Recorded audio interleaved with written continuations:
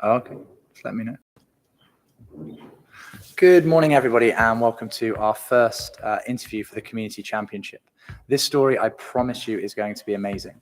This gentleman started out his career on a quad bike, ended up in a tree, and then became an Olympic medalist. If you'd like to introduce yourself, it would be fantastic. So yeah, my name is Ramzy Alduhami. I'm an equestrian Olympic medalist in 2012. I'm part of the Saudi Arabian equestrian team, and I'm really happy to join you guys in the championships here. And I hope this is going to be a nice, interesting story. Very much so. So let's go right back to the beginning. So we're on a quad bike. We end up in a tree. Yeah. How does it then go from there to now owning an unbelievably successful equestrian business, being an Olympic athlete that then becomes a medalist and also winning gold in Asia Games? Well, of course, we were, young. I was 9 or 10 years old actually, and of course, being a boy likes football and cars and quads. And I remember my dad was driving by. He saw me on a tree after having that accident with a quad bike, and he said, "That's it, no more quads anymore." And then by chance, he was with a friend of his, and his friend said there's a friend of his friend that had the horses. Okay. They were owned by King Faisal and the family of Al Maluhi family, who used to take care of the horses. And then when the father passed away, the sons were not into horses, so they offered the horses to be sold. And then my dad just thought it was a good idea to have these horses in the farm and maybe get all. It's not just me and my brothers. Okay. Into horses, maybe away from the quads and cars, and having less maybe accidents. And of course, I was for somehow I wasn't scared because I was in quads and cars, but I was scared of horses. The horses were intimidating me, and I used to. I remember I used to ride a very old mare, and she couldn't even move so fast. And I started there slowly. But my oldest brother, who my long time ago, people from the city used to send their kids to the Bedouins in the desert, and this is where they started learning how to ride horses, camels, and they start to become tough, like in life. They teach them how to talk, how to eat, and everything. So my brother caught the some skills of riding, and this is how he was actually the most excited one when the horses came to the barn. And me and my other brother were a bit, not so keen. We were a bit afraid, and slowly, we got into it. The more we started, getting to know the horses and getting a bit more like to know how to handle a horse, let's say, we started slowly getting the what they call it, introduction to horse world. And then so we've gone from this being on a quad, being really dangerous, to the unknown of a horse. So how did that journey then happen for you? So how long did it take you until you first competed in your first event? Or were you always into show jumping, or was it dressage? Did you try other things? How did that go? So first, what we do is we start to learn what they call English riding, and basically the basics of riding in general. And then the path went a bit, all around a little bit. So I did show jumping, which was the only sport that we had. And then slowly, I did also cross country. Okay. And you will be very surprised that cross country was held here in Aramco. When was this? This is new knowledge That to me. was 83, between 82 and 86. Wow. And that was my first show, what they call it, cross country participation that I did. And I have to say, Aramco was one of the leading reasons that we have also a good Saudi team, because they were very much motivating. The horse world was a bit big. They had to year to come and participate in this event. So we started competing slowly, slowly. We did not have a federation. Okay. So the federation only started in 1990. So we were competing in the like mid 80s. First event we went to the UAE, and we they did it as a, what do you call it, an invitation.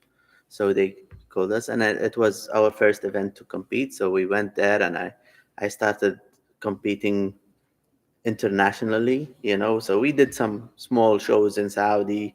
Between the clubs, there was only like 3 or 4 clubs that are kind of like competing.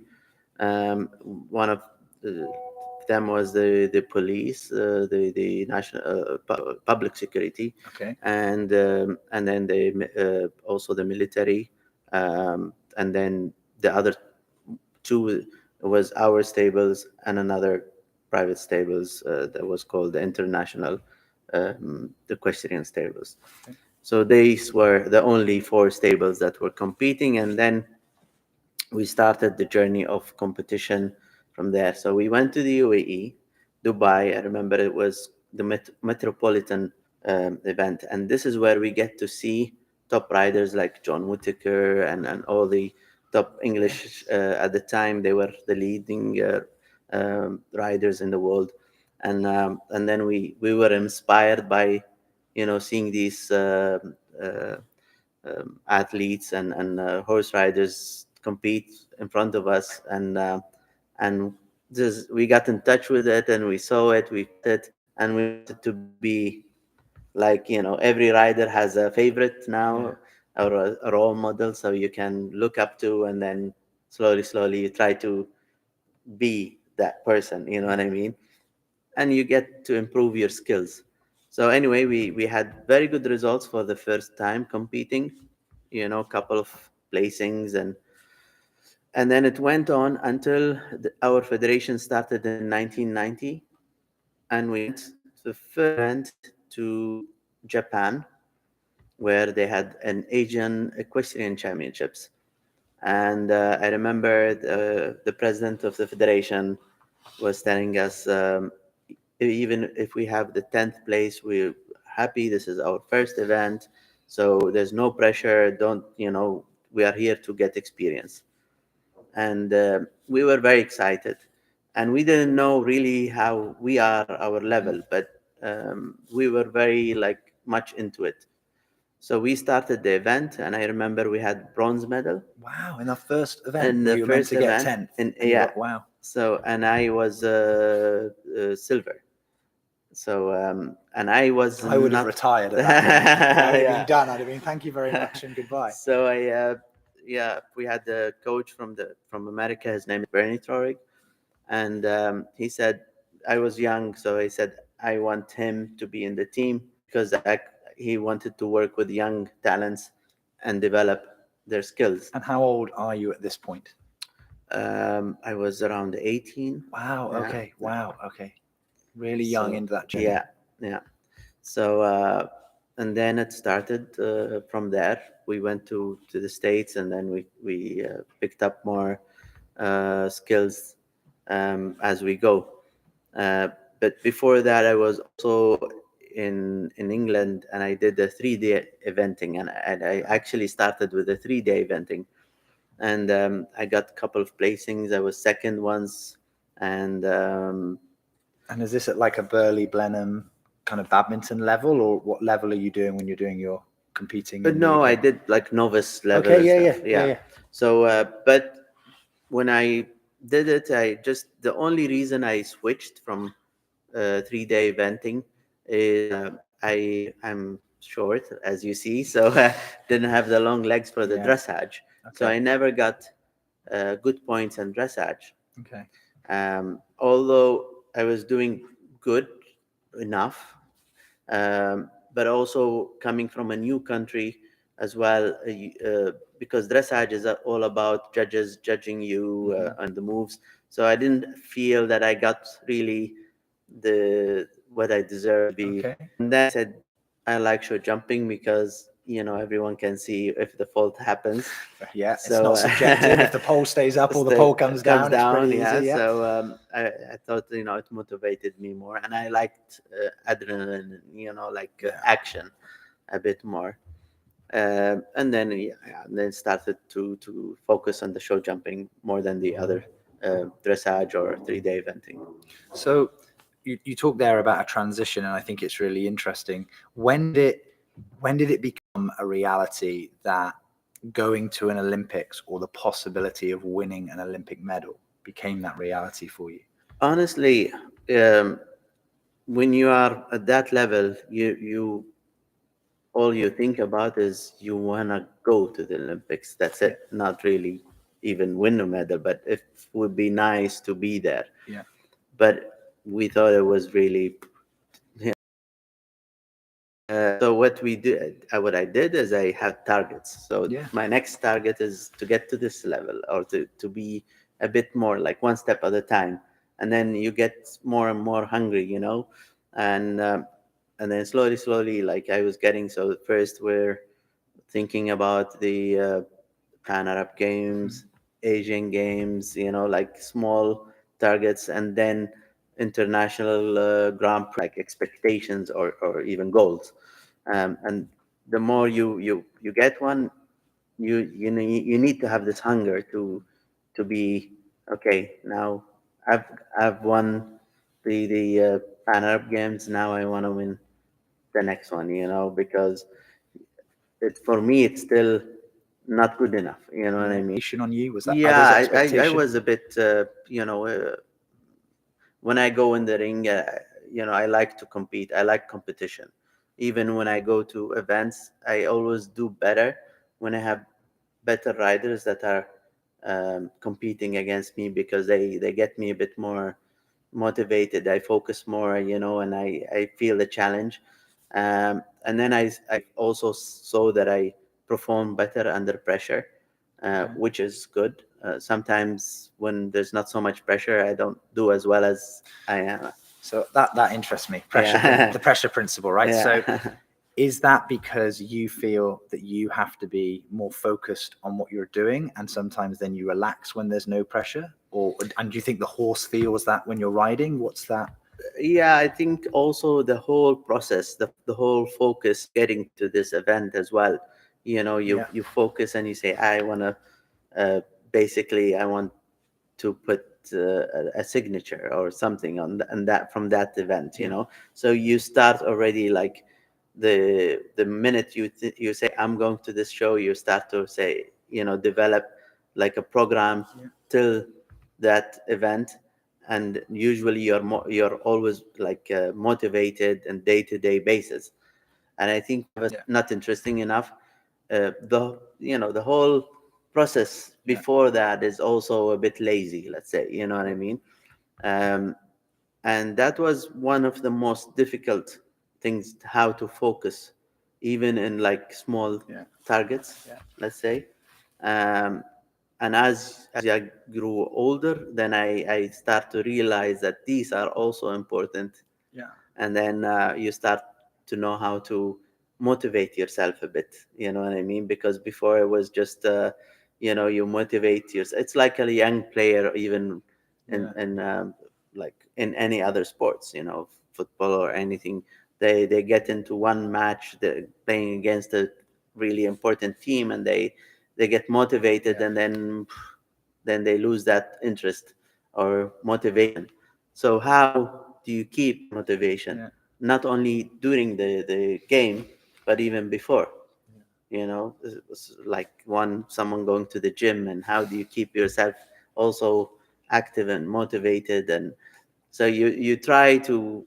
So what do you put your success down to then? Is it short-term goals with a long-term focus? Is it a long-term goal? What are you doing as an athlete? Because you've got obviously the knowledge of a business different from San Diego, that you've now run a hugely successful business, and we're talking about setting goals and delivering expectations. It's something that's massively applicable within Aramco, that we're evolving as a company, that we're always on to the next target. The same as the athletes in the community championship. They are, they've come through a qualifying, they've got a playoffs. The focus is to get to the final. But for you, Wes, because you've done this over multiple years, it's not that you just went to one Olympics, you've been to five Olympics. That's unbelievable. What did you kind of learn as Olympics, where we would perceive maybe success in Olympic as medals? Not always the case. But what are your strategies to kind of become successful? So the most important is knowing where you are. Okay. That's very important. Like how, plus we have another aspect that is the horse. You know what I mean? So if I have the weapons, if I have horses that are good enough to win the medal, or they're not good enough, I need to know the situation. So measure the situation and basically set my target on the way that I know how to play. So, for instance, just to make it very simple, examples, here everybody understands football. So when you think about players that have the speed, and some other players don't have the speed, so you need to play different tactics. And this is something that you need to know. If you have a horse that is basically more power to jump like bigger fences, or you have a quick horse that is a fighter but doesn't have the power, so you have to play the strategy a bit, and then you build up to it. And then also you need to say, I need to focus on winning here but not here, because you can't win everything. This is something that you have to realize, unless I think the most important is to say, okay, I want to peak on this moment. And this is how you try to play it, and basically preserve and keep playing or building up to the main goal, which is the Olympics. And then understanding the power of your horse, like, can he win a medal, or would it be a good performance just to be in the finals? So once you accept it, then you try to play to that target. So when you've been to these previous Olympics before you medaled, what were, and I know it's a strong word to use, but what were the failures and the lessons learned from previous Olympics that gave you that opportunity when you were competing at 2012 in London to make sure that your horse and you were at the optimum level to be able to peak? So in the beginning, when you're young, you didn't understand what is horsepower. You thought that you can bring any horse and win a medal, but that's not true. It's horses that have the ability, and other horses. So you start to understand the game a little bit. Okay, this horse has the ability to do it because now you have experience, and being in the Olympics once, twice, and not only Olympics, other events as well. And then you start to, like you said, it's very important to learn from mistakes and things that happen. The first Olympics is just being there, taking the fear out, competing against the best of the world, and just raising the flag, let's say. And then you start to set target. And then we went to the second Olympics, and I had a bad draw. I was number one to go. And so I jumped. I went in. I did very well. I actually had a good horse. And then I jumped the water jump. As I was turning, my horse fell on the ground, and I landed. It wasn't a big fall, but I broke my back. So, and then number 2 and number 3, they all fell. They stopped the Olympic Games, and they had to fix the ground because there was something wrong. But it was too late for me. So now you break your back. It's like, it's a setback. Did that moment, I mean, in the moment, that must have been horrendous. But sometimes, and I think with COVID at the moment, I'm a huge believer that we don't have time to take stock sometimes. We're continually doing this. Yes. So when that moment happens after the upset, was it for you, did it enable you some time just to sit back, look at everything that you were doing and then make a plan to go again? Or was there a point that you were kind of like, I don't want to do an Olympics again? Or was it that willingness to compete? You have these thoughts always. Yeah. You just have to basically not allow yourself to go there. Yeah. You know what I mean? Yeah. It's just, okay, first get well, Yeah. and then see how it goes. You know what I mean? So I was flat on bed for 2 months, couldn't do anything. And then I got, like a private coach to get me back and like moving and getting myself stronger. 5 months later, I won my first class again. So After breaking your back. yeah. Wow. So that comes that drive. And was that when you, what was the drive there? Was the drive like, I want to go back and prove? Prove it to okay. yourself, actually, Yeah. like that you can do it. Absolutely. Yeah, I'm still there. I'm still, yeah. And it was just an accident that happened, because it is difficult, because also that 5 months you see everybody that and they're all doing their sport and getting there, and you're just saying, okay, am I going to be able first to walk? You know what I mean? Yeah. Because I was difficult, couldn't do my everyday life. But then you get strong, and then I had so many accidents, and you realize that you even get back stronger.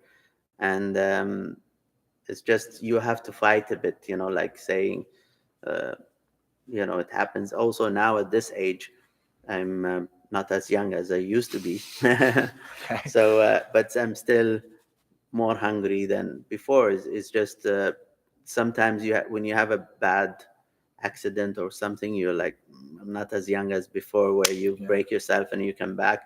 And at the moment, uh, I don't take as much risks as I did before as well. For instance, riding the right horses, focusing on only the events that are good enough, have good conditions as well, like footing, and where before we never thought, we just wanted to go to a competition and compete.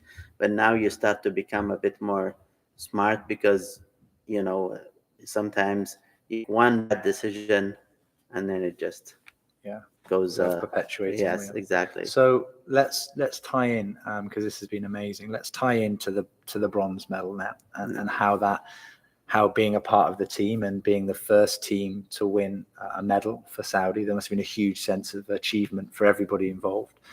Going in last round, what was needed, what was required? Where were you in your headspace? Were you feeling confident? Were you a little bit nervous? It was, good thing is it was my fifth Olympics, so you have this already, like you know how to deal with it a bit. But it's not, of course you're always nervous, which is, you try to turn it into more like what they call it, hunger, or like excitement. Yeah, exactly. So you do is you try to focus, block everything, and just take it one fence at a time. Like not. And how many have we got now? How many have we got in this last jump off? 10 fences or? Well, no, it was a second round, so it was the whole course again.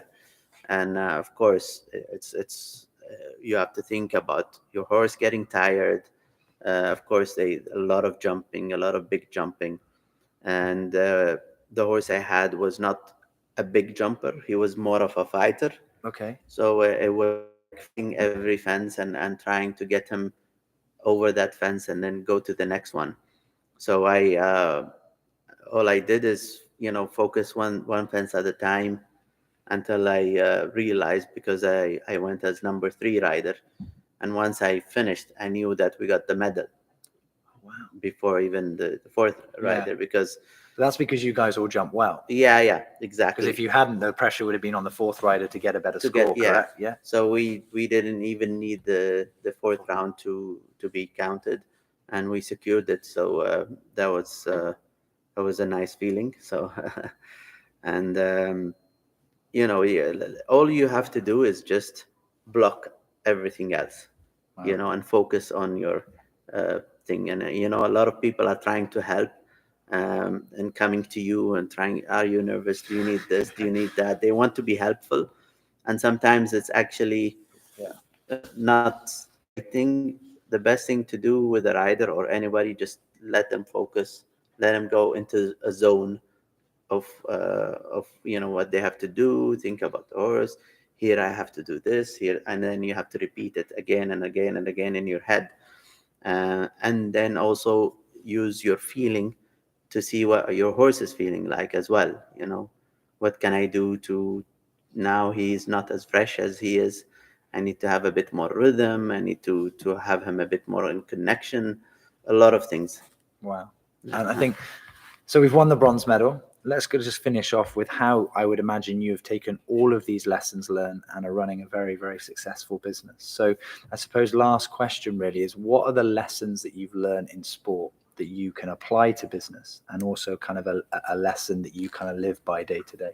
It's very much related. I mean, it's actually the same thing. What happens in the ring happens in every day-to-day life. With family, with business, with everything. Because for us, as especially as horsemen, let's say, we deal with horses that don't speak, so we need to understand what they want. If they are sore, or because they can't say it. It's like dealing with a baby, and the baby is crying or whatever, and you feel, okay, something wrong, where is it? So with time, with experience, I'm not a mother, but mothers know that. I think the more kids you have, the more you're like, okay, yeah, now we know. This You know cry what I mean? is food. This Exactly. cry is this. Yeah. So just, it's a little bit the same. So you start to understand a little bit what do they want and how to treat it. So it's not always force. It's not always like trying to be strong with a horse. It's actually, no, it's trying to understand where is he sore, or where is he, why is he like behaving like this. You know what I mean? It's also, maybe it could be something with management. Exactly, right. Because now we're talking on an emotional intelligence level, Yeah. right? What works for this person Yeah. might not work for this person, or Exactly. works for this person. The only Exactly. advantage sometimes we have is people can talk to us. But that Exactly. can also be a challenge, right? Because then we're just getting their information. With a horse, we're being intuitive. We're understanding how they're doing this. Exactly. Exactly. And management, you need to know, because you can't treat every horse the same. They don't eat the same way. They don't, sometimes, this horse gets too much energy, from one food, and sometimes the other way around. So, some horses need more energy, some horses need actually less, because then they get a bit too, it's like giving a baby sugar, and then they become wild, and you're wondering why. Yes. You know what I mean? It's the same thing. But and then you start, with time, you start to realize and understand, okay, I've been through this. This is how I treat it. This is what I do to treat this issue. So basically, understanding, evaluating the situation, plus you have also, um, good days and bad days. With business is the same. So you have setbacks, and then how do you keep your focus when you have that? That's the most important, is focus. You have a goal, you have a target, you have a vision, and then you start to say, okay, but what I do is not, basically be smart on how to get there, one step at a time. I can't say, throw everything, you know what I mean, like all my weapons at once. You know what I mean? Because then it either goes, or you're basically out completely. It's the same thing. Even in a jump off with a horse, you go in, and I have to take what a horse gives me. I cannot go over the limit, because some horses are fast and quick, and some horses are not so quick. So how do I win that class? So what is his, uh, power? Where can I do it with this horse specifically, and how can I do it? So then you start to plan. Okay, with this horse, for instance, he's quick by nature. You just do your round, and then the other one is like, okay, he's not so quick. I have to take a bit more time at the jumps. but maybe he has bigger gallop. Then I try to basically take less strides out, and then you try to do it. Plus the lines you choose. Some fences that I know this horse might spook at, or or even have it down or whatever. Then you try to think about it, one time, one fence at a time. So slowly you build your tactics. That's a great life lesson, though, right? Like applying one fence at a time can be massively into business. Yes. Sometimes we've got this huge problem and we've seen that the problem's too big. But if we're just taking it like one fence at a time, one step at a time, then we're going to get there, however we're going to get there. You need to simplify it. You need to make it, you have the end goal, and you have a lot of ticks. But instead of going through everything at one time, you say, okay, what is priority? And then finish that. And then go move and do the other. Then you have a bit more focus. Yeah. And if you're gonna open up on all things that you have to do at one time, then you might do the job, but not as good. Yeah. Because there's no focus and you don't finish it. Because it's not just doing it. It's just you need to really focus, close that. Like make sure that you have it all set up. It's the same thing as a business. You start. Your vision is to do all of that, and then you say, okay, step one, I take this, I need to get 1, 2, 3, maybe an accountant, let's say, in the beginning, and to make sure that the accounts are good, and then slowly I add one by one your business. You know what I mean? It's similar. So the same thing with sports, with the horses, with everything. You need to have one step at a time, and you have to realize that things take time. Nothing comes quick. You need to believe that it takes time, because first, like horses, they need to trust you. Yeah. Same thing, business, you gain your trust. So you have to gain your trust. You have to basically be there it's the same like the events. You need to be there. You need to be more in the loop. And then slowly you get a bit bigger and bigger and bigger. People start to know you. Yeah. Businesses start to grow bigger as well. So good. So last one for me, sat on this table, is a gold medal. I am very excited. Could you just tell me a little bit of the story of this gold specifically? Well, this was 1992. So basically 2 years after we had our federation started. Okay. And it was our first Pan Arab Games that we competed in. And it's the same thing.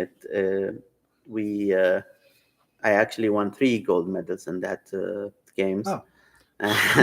One team and 2 individuals. Okay. At the time, there used to be 2 individuals. Okay. But now they made it 1 only. Wow. But I was very lucky to get a nice medal from the first Pan Arab Games.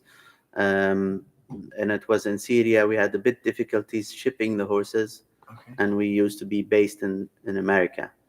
So we luckily we had a very good federation that we got a military plane, like a cargo plane, to take them directly, because there was no horse specialized airplanes going from America to Syria.